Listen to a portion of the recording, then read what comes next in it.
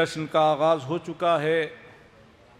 قاری ندیم صلی اللہ علیہ وسلم نے سورہ انسان کی تلاوت کرتے ہوئے اس جشن کا آغاز کیا، اور ظاہر ہے کہ آج یہ جشن اس کی آمد پر ہے کہ جو خود محسن انسانیت ہے۔ اگر پوری دنیا میں انسانیت کا تصور کچھ بھی پایا جا رہا ہے تو وہ خامس آلیبا سرکار سید الشہداء حضرت امام حسین علیہ السلام کا صدقہ ہے، اس لیے کہ انسانیت کی جو ضرورت ہے اس ضرورت کا نام حسین ہے۔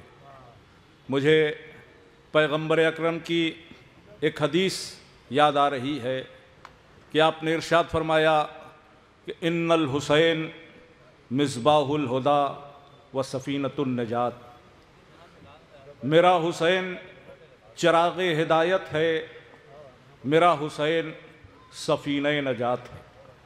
اگر آپ انسانی زندگی پر اسلامی عقائد کے مطابق غور فرمائیں تو دو حصوں میں کم سے کم بٹی ہوئی زندگی ہے۔ زندگی کا ایک حصہ وہ ہے کہ جو اس دنیا میں گزارا جاتا ہے، اور اس دنیا کے بعد دوسری زندگی آخرت کی زندگی ہے۔ جتنے انسان اس روئے زمین پر سانس لے رہے ہیں انہیں اس دنیا کے بعد آخرت کی زندگی کو بھی گزارنا ہے۔ دنیا میں سب سے کامیاب اس کی زندگی ہے کہ جسے ہدایت مل جائے، اور آخرت میں سب سے کامیاب وہ کہلائے گا کہ جس کو نجات مل جائے۔ دنیا میں ہدایت مل جائے تو انسان کامیاب ہے، آخرت میں نجات مل جائے تو انسان کامیاب ہے۔ پیغمبر نے فرمایا کہ حسین چراغ ہدایت بھی ہے، حسین سفینہ نجات بھی ہے۔ گویا پیغمبر یہ پیغام دینا چاہ رہے ہیں کہ حسین تمہاری دنیا کی بھی ضرورت ہے، حسین تمہاری آخرت کی بھی ضرورت ہے۔ اگر دنیا میں ہدایت چاہتے ہو تو در حسین پر آ جانا، اور اگر آخرت میں نجات چاہتے ہو تو در حسین پر آ جانا۔ ایک دروازہ ہے جو دنیا کو بھی سنوار رہا ہے، ایک دہلیز ہے کہ جو آخرت کو بھی سنوار رہی ہے۔ عزیزان گرامی، آج اسی عظیم وجود کی آمد کا دن تھا، اور آج کی شب بڑی عظمتوں کی شب ہے، آج کی شب بڑی برکتوں کی شب ہے، آج کی شب پروردگار کی رحمتوں کے دروازے کھلے رہتے ہیں۔ آج کی شب جو حسین کے وسیلے سے اس سے طلب کیا جائے وہ فوراً اس کی بارگاہ سے عطا ہوتا ہے۔ اس شب کی عظمت، اہمیت اور اس شب کی کیفیت کو محسوس کرتے ہی ہوئے اس جشن کا انعقاد کیا گیا، آغاز کیا گیا۔ آپ کے علم میں ہے کہ اس جشن میں رسمی طور پر نثری خراج عقیدت پیش ہوتا ہے، اس کے بعد شعراء کرام بارگاہ حسینی میں خراج عقیدت پیش کرتے ہیں۔ عزیزان گرامی، امسال اس جشن کی کیفیتوں میں ایک اضافہ یہ بھی ہے کہ نثری خراج عقیدت پیش کرنے کے لیے دلی سے ہمارے مہمان جناب ناصر علی صاحب تشریف لائے ہیں۔ عزیزان گرامی، کہنے کو تو وہ تقریر کریں گے، لیکن آپ یقین جانیے کہ سیمینارز میں دانشور حضرات جو مقالے پڑھتے ہیں اور جس اعتبار سے تحقیق پیش کرتے ہیں وہ دیکھ کر نہیں زبانی مگر مقالہ ہی پیش کریں گے۔ ظاہر ہے کہ ان کا ہر حرف تحقیقی ہوتا ہے، اس کے پس منظر میں سائنس اور تاریخ کی حقیقتیں ہوتی ہیں، اور وہ ڈھونڈ کر فضائل کے گوشے وہاں سے لاتے ہیں کہ جہاں عام ذہن پہنچ نہیں سکتا۔ اور ظاہر ہے کہ یہ وہ بارگاہیں ہیں کہ جہاں صرف غور کرنے کی ضرورت ہے، فضائل کی موجیں تو خود بخود ذہنوں تک پہنچتی رہتی ہیں۔ انسان صرف فکر کے دروازے کھول لے تو ہر گزرتا ہوا لمحہ، ہر وقت کی موج فضائل کا بے کراں سمندر بننے کو تیار ہے۔ عزیزان گرامی، یہاں ایک بوند بھی سمندر بننے کی صلاحیت رکھتی ہے، بس شرط یہ ہے کہ ہم کس طرح لو لگائیں اور ہم کس طرح بات کو آگے بڑھائیں۔ عزیزان گرامی، میں بات کو مختصر کرتے ہوئے درخواست گزار ہوں برادرم عباس ارشاد صاحب سے کہ تشریف لائیں، اور میں سمجھتا ہوں کہ آخر میں وہ حرف تشکر کے لیے تشریف لاتے ہیں اور شکریہ ادا کرتے ہیں، وہ کلمات تشکر بھی ادا کر دیں، اور ساتھ ہی ساتھ ذرا سا ہمارے محترم ناصر علی صاحب کے لیے ایک تعارفی بیان بھی جاری کر دیں تاکہ سامعین مزید کیفیت سے سرشار ہو کر انہیں سماعت فرمائیں۔ تشریف لا رہے ہیں اس اکیڈمی کے چیئرمین علی جناب مولانا عباس ارشاد لقوی صاحب۔ السلام علیکم۔ سب سے پہلے میں چاہوں گا کہ بارگاہ معصومین، خصوصاً بارگاہ حضرت حجت علیہ السلام میں اس ولادت کی تہنیت اور مبارکباد کے طور پر ایک بآواز بلند تحفہ صلوات پیش فرما دیں۔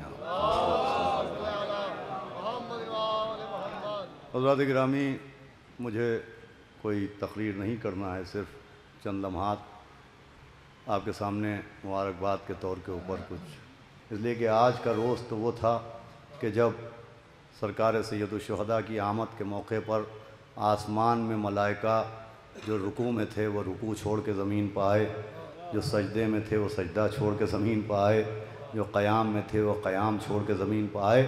لہٰذا آپ کو تو بہت زیادہ زحمت نہیں کرنا ہے، صرف چند قدموں کا فاصلہ طے کرنا ہے اور آگے آ جائیں تاکہ ماحول محفل سازگار ہو جائے۔ ایک صلوات اور بھیج دیں محمد و آل محمد۔ دیکھیے، ابھی تقریر تو ہمارے خطیب آل محمد مولانا میثم زیدی صاحب قبلہ فضائل بیان کریں گے، اور راجستھان ضلع الور سے تشریف لائے ہوئے ہمارے نہایت معزز محترم جناب ناصر علی رضوی صاحب IRS، جو اس سے قبل بھی 4-5 سال پہلے اس جشن میں تشریف لا چکے ہیں، اور انہوں نے بہترین تقریر پانی کے عنوان سے آپ کے سامنے بیان فرمائی تھی، جو آپ کے اذہان میں آج بھی محفوظ ہوگی۔ مجھے صرف انہی کی تمہید کے طور پر چند جملے یہ عرض کرنا ہے کہ دیکھیے، خوش نصیب ہوتے ہیں وہ لوگ جنہیں دین و دنیا دونوں میں عزت عطا کی جاتی ہے۔ ناصر علی رضوی صاحب ان شخصیات میں ہیں کہ جنہیں اللہ نے دینی عزت کے ساتھ ساتھ دنیاوی عزت بھی عطا کی ہے، دنیاوی عہدہ بھی عطا کیا ہے، اور اس عہدہ دنیاوی پر رہنے کے باوجود یہ آل محمد علیہ السلام کے حق میں مسلسل اپنی زبان و قلم کے ذریعے پیغامات نشر کرتے رہتے ہیں۔ یہ دین و دنیا، یہ دو لفظ متضاد مانے جاتے ہیں۔ عام طور پر تصور یہ ہے کہ دنیا الگ ہے، دین الگ ہے، دنیا کا دین سے کوئی تعلق نہیں اور دین کا دنیا سے کوئی تعلق نہیں، جو دنیا دار ہے وہ دیدار نہیں ہوتا، جو دیدار ہے وہ دنیا دار نہیں ہوتا۔ تو عزیزوں، یہ تصورات ہیں، یہ ہماری آپ کی فکریں ہیں، یہ ہمارے آپ کے خیالات ہیں کہ دین اور دنیا الگ الگ ہیں۔ ایسا کچھ بھی نہیں ہے۔ اگر آپ معصومین علیہ السلام سے ملی ہوئی دعاؤں کو پڑھیں تو دین و دنیا کا چولی دامن کا ساتھ ہے۔ چنانچہ آج ولادت سرکار سید الشہداء کا روز ہے، ہم سب سے بڑی دعا یہ کرتے ہیں کہ ہمیں مولا حسین کی زیارت نصیب ہو۔ وہ جو دعائے زیارت ہے اس کی میں تلاوت کرتا ہوں، وہی پہلی دلیل ہے کہ دین اور دنیا کا ایک دوسرے سے کتنا قریبی رشتہ ہے۔ دعائے زیارت یہ ہے کہ اللہم ارزقنا زیارت الحسین فی الدنیا و شفاعتہ فی الآخرہ۔ صلوات بھیجیں محمد و آل محمد۔ مطلب یہ ہے کہ اللہ ہمیں اس دنیا میں مولا حسین کی زیارت کا شرف عطا فرما، اور آخرت میں امام حسین علیہ السلام کی شفاعت نصیب فرما۔ دنیا کا آخرت سے بہت گہرا رشتہ ہے۔ ایسا نہیں ہے کہ یہ دنیا اور ہے، آخرت اور ہے، دنیا اور ہے، دین اور ہے۔ دیکھیے، پھر ایک دعا کا فقرہ زیارت عاشوراء میں ایک دعا کا فقرہ ہے، بسم اللہ الرحمن الرحیم۔ جب ہم آپ زیارت عاشوراء پڑھتے ہیں تو اس میں ایک فقرہ ہے، اللہم اجعلنی عندک وجیہا بالحسین علیہ السلام فی الدنیا والآخرہ۔ ایک صلوات اور بآواز بلند بھیجو۔ یہ زیارت عاشوراء کا فقرہ ہے، اللہم اجعلنی عندک وجیہا بالحسین علیہ السلام فی الدنیا والآخرہ، کہ اے اللہ ہمیں مولا حسین کے صدقے میں اس دنیا اور آخرت دونوں میں عزت عطا فرما۔ اس کا مطلب یہ کہ دین آخرت میں جنت کا حقدار بنانے کے لیے آیا ہے اور دنیا میں عزت دار بنانے کے لیے آیا ہے۔ دین یہ چاہتا ہے کہ آخرت میں جنت کے حقدار بننا اور دنیا میں عزت دار بننا، مگر عزت کا وسیلہ کیا ہے؟ اللہم اجعلنی عندکا وجیہن بالحسین علیہ السلام فی الدنیا والآخرہ، اے اللہ مجھے عزت دے اس دنیا اور آخرت میں مولا حسین کے صدقے میں۔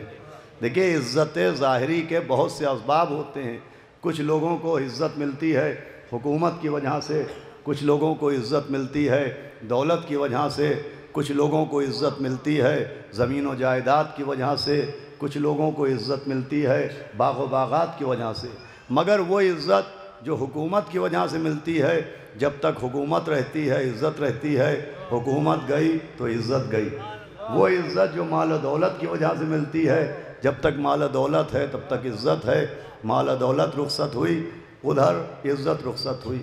وہ عزت جو زمین و جائیداد کی وجہ سے ملتی ہے، جب تک زمین و جائیداد ہے تب تک عزت ہے، ادھر زمین و جائیداد رخصت ہوئی ادھر عزت رخصت ہوئی، مگر امام حسین کی وجہ سے جو عزت ملے، اللہ اکبر، اصل عزت وہ ہے جو مولا حسین کی وجہ سے ملے۔ اللہم اجعلنی عندکا وجیہن بالحسین علیہ السلام، اے اللہ مجھے امام حسین کے صدقے میں عزت کر اس دنیا میں بھی اور آخرت میں بھی۔ بس تمام ہو رہی ہے تقریر۔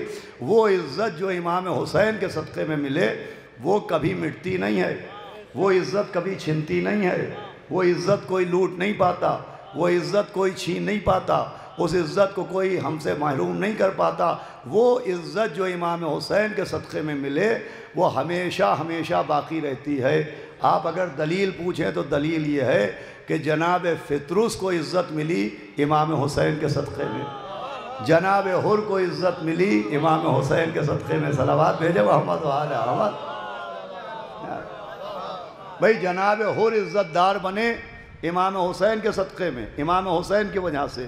فطرس عزت دار بنا امام حسین کی وجہ سے۔ انا عتیق الحسین، میں حسین کا آزاد کرنا ہوں، کون ہے میرا جیسا، مم مثلی، کون ہے میری مثال، اللہ اکبر۔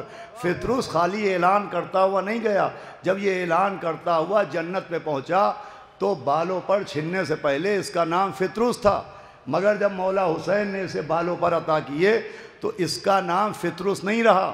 علامہ مجلسی نے حیات القلوب میں لکھا ہے کہ جب مولا حسین سے بالوں پر لے کے فطرس جنت میں داخل ہوا تو فرشتوں نے یہ نہیں کہا کہ فطرس آ رہا ہے، فرشتوں نے کہا دیکھو عبد الحسین آ رہا ہے۔ صلوات بھیجے محمد و آل احمد۔ دیکھو مولا حسین کا عبد آ رہا ہے، یا علی اللہم صل علی محمد، عبد الحسین آ رہا ہے، امام حسین کا غلام آ رہا ہے۔ اچھا فرشتوں نے فطرس کا نام بدل دیا تو اللہ نے فطرس کا کام بدل دیا۔ پہلے فطرس کا کام تھا تسبیح کرنا، اللہ کے عبادت کرنا، احکام الہی انجام دینا، احکام الہی کے اوپر عمل کرنا۔ علامہ مجلسی لکھتے ہیں کہ فرشتوں نے فطرس کا نام بدلا تو اللہ نے کام بدلا۔ 3 شعبان سے فطرس کا کام یہ ہوا کہ اب جو زائر امام حسین کو سلام کرے گا اور جو زائر امام حسین پر صلوات بھیجے گا تو یہ تحفہ صلوات فطرس ہی پہنچائے گا۔ صلوات بھیجے محمد و آل احمد۔ یہ جناب فطرس کا کام ہے۔ چنانچہ حدیثوں میں ہے کہ جب زائر گھر سے نکلتا ہے تو سب سے پہلے فطرس اس کے استقبال کو آتا ہے۔ فطرس کا کام ہی یہ کہ اب امام حسین کے زائروں کی خدمت کرے، امام حسین کے زائروں کا سلام امام حسین کی خدمت پہنچائے۔ تو عزیزوں فطرس کو عزت ملی، بس توجہ سنیے گا گفتگو تمام ہے، امام حسین کے صدقے میں۔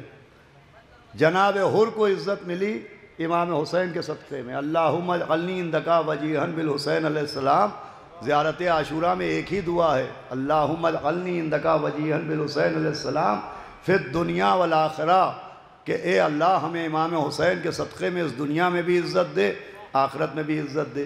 فطرس کو عزت ملی امام حسین کی وجہ سے، حر کو عزت ملی، میری طرف متوجہ رہیے گا، امام حسین کی وجہ سے۔ میں عرض کر رہا تھا وہ عزت جو زمین و جائیداد کی وجہ سے ملے، زمین و جائیداد گئی عزت گئی، وہ عزت جو حکومت کی وجہ سے ملے، حکومت گئی عزت گئی، وہ عزت جو مال و منان کی وجہ سے ملے، دولت چلی جائے تو عزت چلی جاتی ہے، مگر امام حسین کے صدقے میں جو عزت ملے وہ عزت کبھی جاتی نہیں ہے، دو گواہیاں چاہیے تو دونوں دلیلیں موجود ہیں۔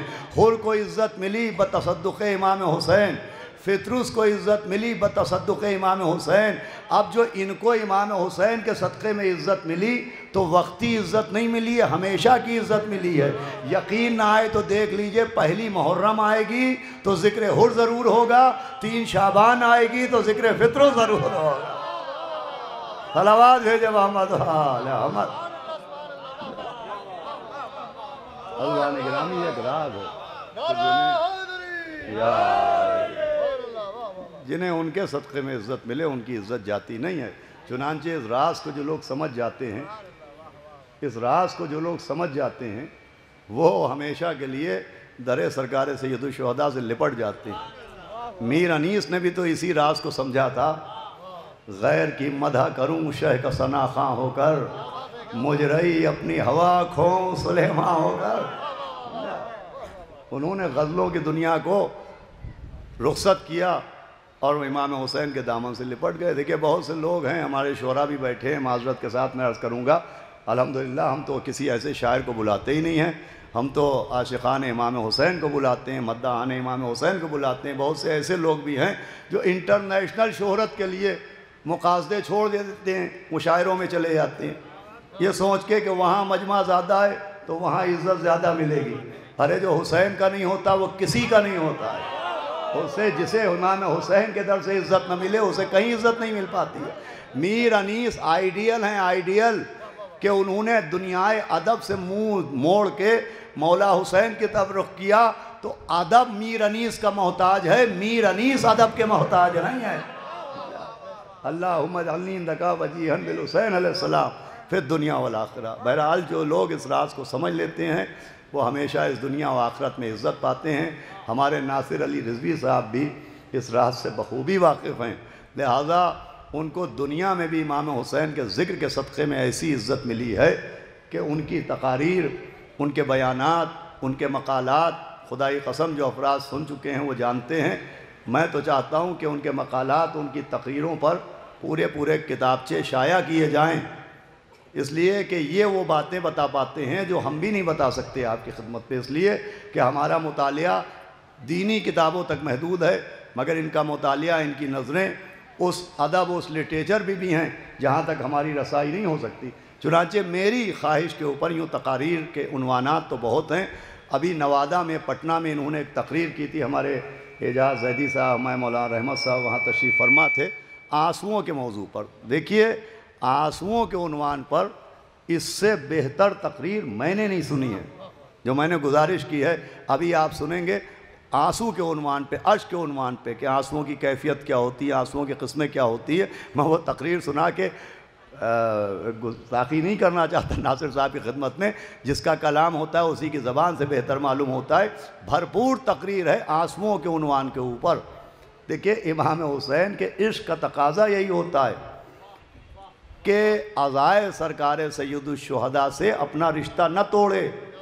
وہ لوگ جو امام حسین کے نام کے اوپر عزاداری کی مخالفت کرنے لگتے ہیں، آنسوؤں کی مخالفت کرنے لگتے ہیں، اصلاً وہ معرفت امام حسین ہی نہیں رکھتے۔ عرفان امام حسین کا تعلق یہ ہے کہ آغاز عرفان حسین تو آنسو کی کشتی ہی سے شروع ہوتا ہے، آغاز تو اشک ازا ہی سے شروع ہوتا ہے۔ بہرحال ابھی آپ اسی عنوان کے اوپر ان سے بہترین تقریر سنیں گے، پھر جناب میثم زیدی صاحب سے فضائل سنیں گے، پھر شعراء کرام بارگاہ معصومین میں، خصوصاً بارگاہ سرکار سید الشہداء میں نذران عقیدت پیش کریں گے۔ میں حسینی اکادمی کے تمام عہدیداران کی طرف سے، تمام ارکان کی طرف سے شکریہ ادا کرتا ہوں۔ سب سے پہلے پروردگار اہل بیت کا شکریہ کہ جس نے ہمیں عشق اہل بیت کی دولت عطا فرمائی، پھر ان مومنین کا شکریہ جو دام درہم سخنے اس جشن کی خدمت کرتے ہیں، اور خاص کر کے وہ مومنین جو اس وقت تشریف فرما ہیں۔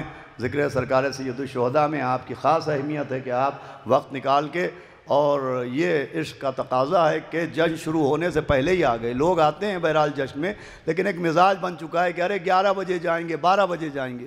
یہ جو تاخیر ہے دینی معاملوں میں، یہ بھی عدم عرفان کی دلیل ہے، اس لیے کہ حدیث موجود ہے کہ دنیاوی دعوتوں میں تاخیر سے جاؤ اور دینی دعوتوں میں جلدی جاؤ، لیکن یہاں کے اوپر مسئلہ الٹا ہو چکا ہے۔ صلوات بھیجے محمد۔ بہرحال اب میں گزارش کر رہا ہوں صدف صاحب سے کہ وہ تشریف لائیں اور نظامت کے فرائض انجام دیں. میں اسٹیج پہ بیٹھے ہوئے تمام شعراء کرام، تمام ہمارے ناظم عرشی واسطی صاحب، ہمارے علماء کرام مولانا جعفر عباس صاحب، مولانا میثم زیدی صاحب اور تمام افراد کا جنہوں نے کسی طرح سے بھی اس جشن میں شرکت کی ہے، شکریہ ادا کرتا ہوں.